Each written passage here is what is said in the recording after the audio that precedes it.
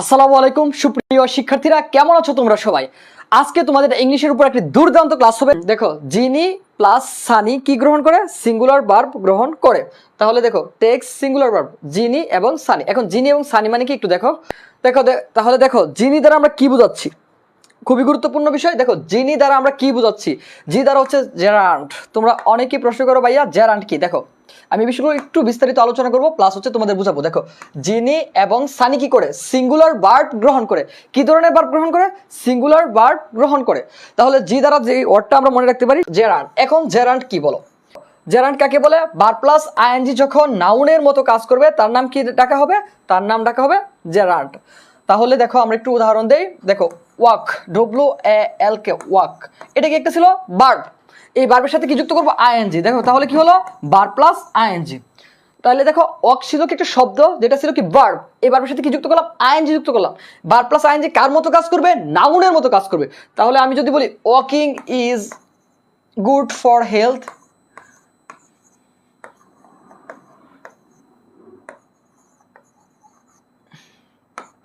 দেখো সেন্টেন্সটা একটু খেয়াল করো।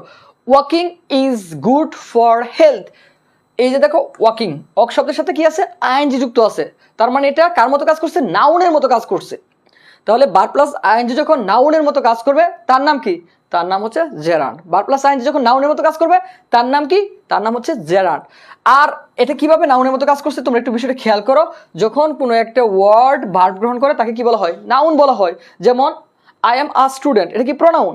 আর যদি বলি পরশ ইজ আ স্টুডেন্ট, তাহলে পরশটা কি? নাউন। তাহলে দেখো, এই ভার্ব প্লাস আইএনজি কার মতো কাজ করছে? নাউনের মতো কাজ করছে।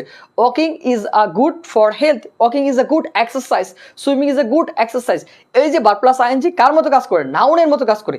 এই ভার্ব প্লাস আইএনজি যখন কোনো একটা সেন্টেন্সের সাবজেক্ট হিসেবে বসে, তখন তোমাদের ভার্বটা কেমন হবে? একটা সিঙ্গুলার ভার্ব হবে। আশা করি বিষয়টা ক্লিয়ার।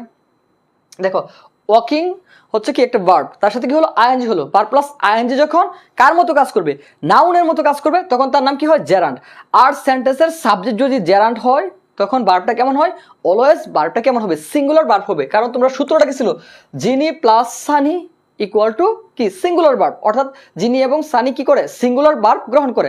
তাহলে জি দ্বারা যে ওয়ার্ডটা আমরা মনে রাখতে পারি, জেরান্ট। জেরান্ট মানে কি? ভার্ব প্লাস আইএনজি, যেটা কার মতো কাজ করবে? নাউনের মতো কাজ করবে। আর যদি ভার্ব প্লাস আইএনজি নাউনের মতো কাজ করে, তখন সে কেমন ভার্ব গ্রহণ করবে?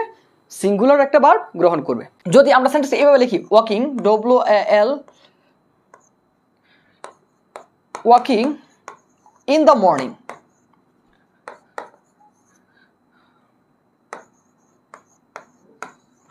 দেখো, ওয়াকিং ইন দ্য মর্নিং, তখন কি হবে? ভার্ব কি হবে? ইজ নাকি আর হবে? সবাই একটু কমেন্ট করো তো, is or are? Walking in the morning is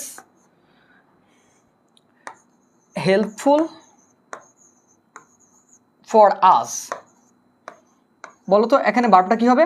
ভার্বটা হবে ইজ হবে। দেখো, এখানে মূলত নাউনকে ভার্ব প্লাস আইএনজি, জেরান্ট। সকালবেলা হাঁটা, সকালবেলাটা কিন্তু মূল নাউন নয়। এখানে মূল নাউনটাকে, হাঁটাটা হচ্ছে মূল নাউন। আমি যদি বলি আমার চাচা, এখানে কিন্তু আমি মূল নাউন না, কে? আমার চাচা। আর যদি বলি আমার চাচারা, তখন কিন্তু আমি মূল মুখ্য বিষয় না বা মূল বিষয় না, বিষয়টা কি? আমার চাচারা। তাহলে তোমাদের মাথায় রাখতে হবে, মনে রাখতে হবে, খাতায়ও রাখতে পারো, যে ভার্ব প্লাস আইএনজি যখন নাউনের মতো কাজ করবে, সেন্টেন্সের সাবজেক্টের স্থলে অবস্থান করবে, তখন ভার্বটা অলওয়েজ কি হবে? সিঙ্গুলার ভার্ব হবে।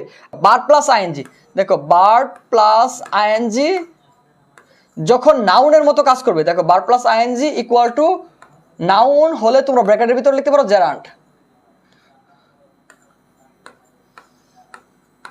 দেখো, ভার্ব প্লাস আইএনজি যখন নাউনের মতো কাজ করে, তখন তার নাম কি হবে? জেরান্ট। আরেকটা বিষয় খেয়াল করো, ভার্ব প্লাস আইএনজি সেম বিষয়। দেখো, ভার্ব প্লাস আইএনজি যখন অ্যাডজেক্টিভের মতো কাজ করে, কার মতো? অ্যাডজেক্টিভ। ভার্ব প্লাস আইএনজি যখন অ্যাডজেক্টিভের মতো কাজ করে, তখন তার নাম হচ্ছে পার্টিসিপল। দেখো, ভার্ব প্লাস আইএনজি যখন নাউনের মতো কাজ করে তার নাম হচ্ছে জেরান্ট। আর ভার্ব প্লাস আইএনজি যখন অ্যাডজেক্টিভের মতো কাজ করে তার নাম কি? পার্টিসিপল। এখন পার্টিসিপলকে আবার তিন ভাগে ভাগ করা যায়। প্রেজেন্ট পার্টিসিপল, এই যে ভার্ব প্লাস আইএনজি যখন অ্যাডজেক্টিভের মতো কাজ করে তার নাম কি? Present participle. আরেকটা তোমরা সবাই জানো, পাস্ট পার্টিসিপল। এই যে ভার্বের 3 নম্বর ফর্ম B3, অর্থাৎ ডো, ডিড, ডান। এই ডানটা কি? B3, যাকে বলা হয় কি? Past participle. আরেকটা হচ্ছে পারফেক্ট পার্টিসিপল। এখন পারফেক্ট পার্টিসিপলটা কি? Having plus B3। তাহলে আমি আশা করি এই বিষয়টা clear. I saw a flying bird, FLY। দেখো ফ্লাইটা ছিল কি একটা বার্ড ছিল, এর সাথে আইএনজি যুক্ত করে দিলাম flying. I saw a flying bird. আমি কি করলাম, একটা উড়ন্ত পাখি দেখলাম। তাহলে বিষয়টা খেয়াল করো, I saw a flying bird, I saw a crying boy. আমি একটা কি কান্নারত বালক দেখলাম, আমি একটা উড়ন্ত পাখি দেখলাম। তার মানে ভার্ব প্লাস আইএনজি যখন অ্যাডজেক্টিভের মতো কাজ করে, দেখো দোষ, গুণ, অবস্থা, সংখ্যা, পরিমাণ ইত্যাদি যখন নির্ধারণ করবে, তখন তাকে কি বলা হয়, অ্যাডজেক্টিভ বলা হয়।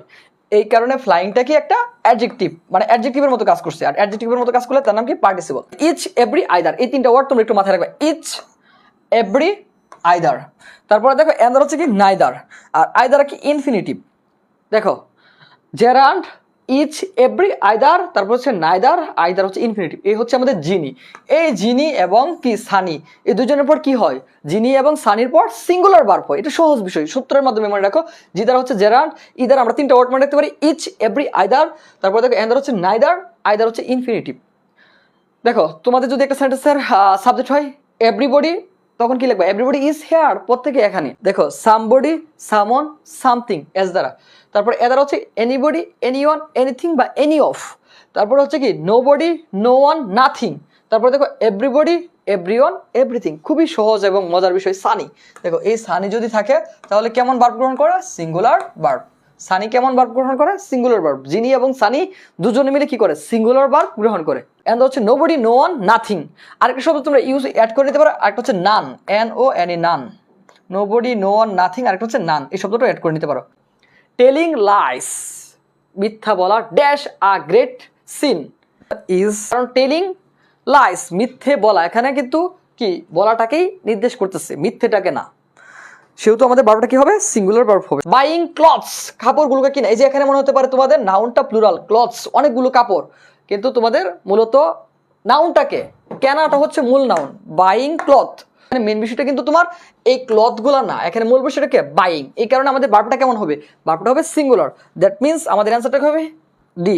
Educating all people dash a mammoth task. দেখো মেমথ মানে হচ্ছে তোমার বিশাল বা বড় বড় আকৃতির, এমন বোঝায় যে কি এডুকেটিং অল পিপল মানে সকল মানুষকে শিক্ষিত করা একটা বড় কাজ বা ব্যাপক কাজ।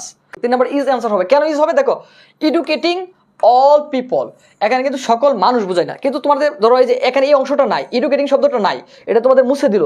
যদি থাকে অল পিপল, তখন তোমাদের ভার্বটা কেমন হবে, তখন ভার্বটা হয়ে যাবে প্লুরাল একটা ভার্ব। আর দিতে পারো all people are here, all people are doing something. এই যে তখন যদি শুধু অল পিপল থাকে, এই অংশটা না থাকে, তখন তোমাদের ভার্বটা কেমন হবে, প্লুরাল হবে। কিন্তু এখানে দেখো ভার্ব প্লাস আইএনজি নাউনের মতো কাজ করছে। দেখো এডুকেটিং অল পিপল, সকল মানুষকে শিক্ষিত করা। তাহলে সকল মানুষকে এখানে মুখ্য বিষয় না, এখানে কি শিক্ষিত করাটাকে হচ্ছে এখানে মুখ্য বিষয়। Educating all people, educating all students. দেখো এস থাকতে পারে, থাকলে কি দেওয়া যাবে না, প্লুরাল ভার্ব দেওয়া যাবে না, কারণ এই ফ্রেজটা সেন্টেন্সের কি হিসেবে কাজ করছে, এস ফ্রেজটা সেন্টেন্সের সাবজেক্ট হিসেবে কাজ করছে। তাহলে ভার্ব প্লাস আইএনজিকে কি বলা হয়, জেরান্ড বলা হয় যদি নাউনের মতো কাজ করে। এই অংশটা যেহেতু নাউন ফ্রেজের মতো কাজ করছে এবং একটা ভার্ব গ্রহণ করবে, সেহেতু ভার্বটা কেমন হবে, একটা সিঙ্গুলার ভার্ব হবে।